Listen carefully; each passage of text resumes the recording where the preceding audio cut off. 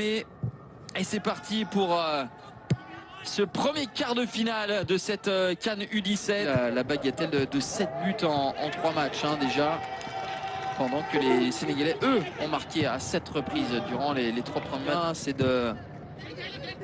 C'est bien de s'enhardir un petit peu, mais on oublie le repli parce que derrière, regardez avec quelle vitesse ça se projette dans le camp face à la Somalie. Si on arrive à être dans les 4 premiers pour la Coupe du Monde avec un rayonnement encore plus important. Le coup franc tiré. Allez, avant le rebond. Ah non, il aurait fallu se saisir du ballon avant. Est-ce que le ballon est sorti? Mais là, ouais, c'est assez risqué. Regardez, ouais, il avait lancé sa jambe gauche pour essayer de frapper, mais avec Génération Foot, avec Diambar notamment. Oh, il a hésité à sortir depuis de nombreuses années. Le dédoublement avec Diémé, Yaya Diémé qui va centrer. Oh, et cette tête. Ah, il s'en veut, Amara Diouf. Et finalement, en perdant ses appuis, il a quand même réussi à gêner Diouf. Gabriel Amato avec son pied gauche pour ce coup franc. Ouais, pas évident parce que il y avait le sol. Non. Le coulissage était un petit peu en retard et derrière on a pu délivrer ce centre. La frappe contrée. Non, c'est même la hanche. En voici une pour les Sénégalais sur ce corner qui est un petit peu mieux tiré avec ce cafouillage. Et ensuite il y a des quarts de finale et donc se qualifier pour la Coupe du Monde serait déjà une belle satisfaction. La frappe lointaine a vu d'impuissance un petit peu parce que même s'il a sur les statistiques parce que on va avoir le versant de les frappes cadrées n'ont pas été légion pour les joueurs de Serigne Dia. Pour le reste, bien la possession, bien sûr, ils l'ont, les Lionceaux, mais ils sont contraints à frapper comme ça de loin. Alors là, on ne va pas inquiéter comment, il n'y avait pas énormément de situation. Le compte sera favorable aux Sud-Africains avec ce centre de Koutoumetse, Ketumetse Lessia. Au ballon à surface. Et bien voilà, avec Diouf, Amara Diouf avec la montée de Diallo, la remise de Diallo. Ça c'est malencontreux. C'est vraiment malencontreux pour cette équipe sud-africaine qui tenait bien, qui ne concédait pas d'occasion. Et le but contre son camp inscrit par Waylan Reneke. Le renversement de Diouf derrière la tête.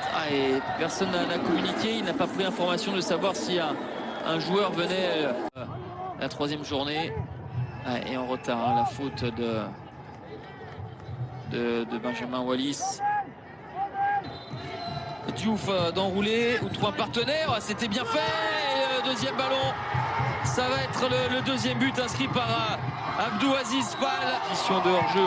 Toujours difficile. C'est de hors-jeu parce qu'il n'y a aucun joueur qui touche le ballon. Devant une forêt de joueurs ni Coupé qui viennent semer le trouble, le passage de ces deux joueurs. Regardez, tout le monde a plongé la visibilité de Gennaro Johnson qui ne capte pas le ballon. Et même le relâche dans les pieds parce qu'il n'y a aucun joueur qui touche le ballon.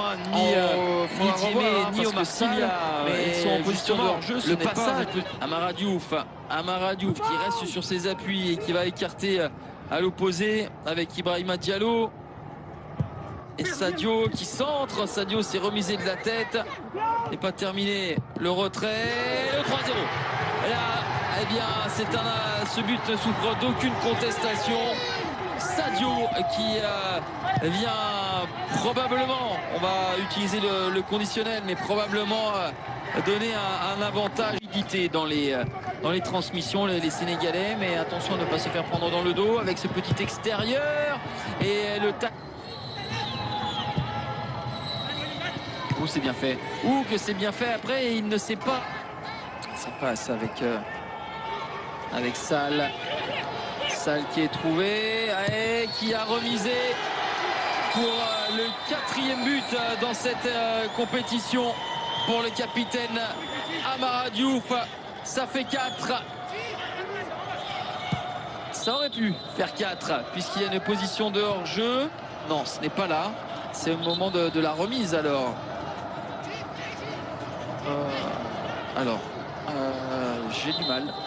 J'ai du mal à comprendre.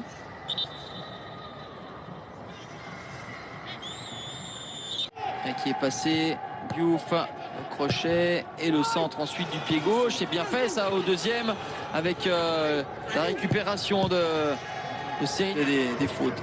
Le centre et le ballon en retrait, le contrôle ne permet pas d'enchaîner. Mais derrière, petit ballon glissé pour une minute.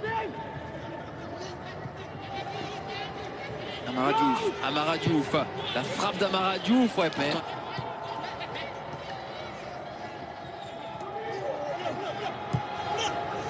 C'est un bon centre, et voilà le cinquième but.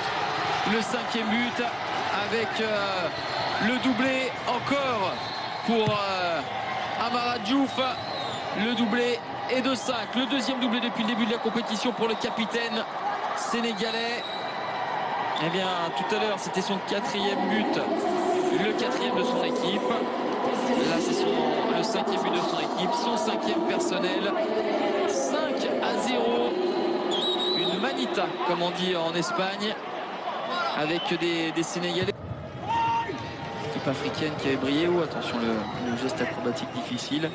On a eu le Mali qui avait fait en début de partie avec les buts contre leur camp, le ballon intercepté avec ce ballon glissé et la parade de Gena Violet. Bon, vu là le peu d'adversité que proposent les Sud-Africains, on en doute. Même là, on aurait même pu avoir un penalty finalement. Ils se sont peut-être écroulés un peu facilement.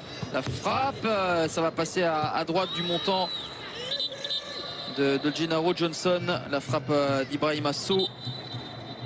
Ouais, c'est loin du cadre quand même. Il a trop refermé son pied là où la surface du plat du pied